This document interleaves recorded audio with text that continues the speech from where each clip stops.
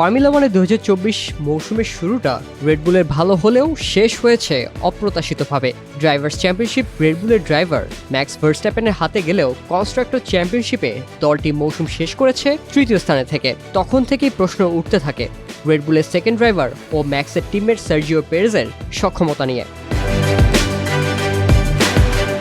প্রশ্ন ওঠার কারণটিও অস্বাভাবিক নয়। দলের তোলা 589 পয়েন্টের মধ্যে ম্যাক্স একাই তুলেছেন 437 পয়েন্ট। রেডবুলের 9 জয়ের মধ্যে 9টি জিতেছেন তিনি। অপরদিকে 4টি পোডিয়াম জেতা মেক্সিকান ড্রাইভার পেরেজ দলের জন্য সংগ্রহ করেছেন মাত্র 152 পয়েন্ট।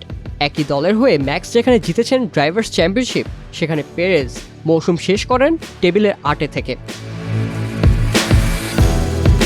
তখন থেকে গুঞ্জন চলছিল পেরেজের সাথে নতুন চুক্তি টার্মিনেট করতে পারে রেডবুল। অবশেষে হলো তাই। তবে পেরেজের জায়গা কে পেতে যাচ্ছে তা নিয়েও আলোচনা হয়েছে অনেক। ভেবে নেওয়া হচ্ছিল রেডবুল ড্রাইভার হিসেবে জায়গা পেতে যাচ্ছেন রেডবুল জুনিয়র দলের জাপানিজ ড্রাইভার ইউকি সুনোদা।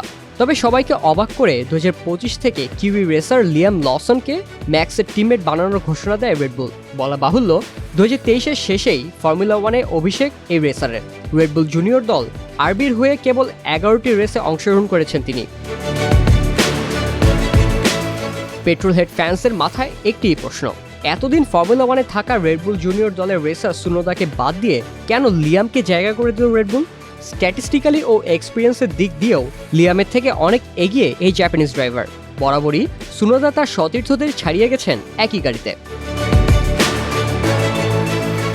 2024 আবুধাবি জিপি শেষ হওয়ার পরই এই দুই ড্রাইভারকে দিয়ে ট্রায়াল দিয়েছে রেডবুল। তাদের মতে এই ট্রায়ালে লসনের ভেতরে তারা বেশি পোটেনশিয়াল খুঁজে পেয়েছে।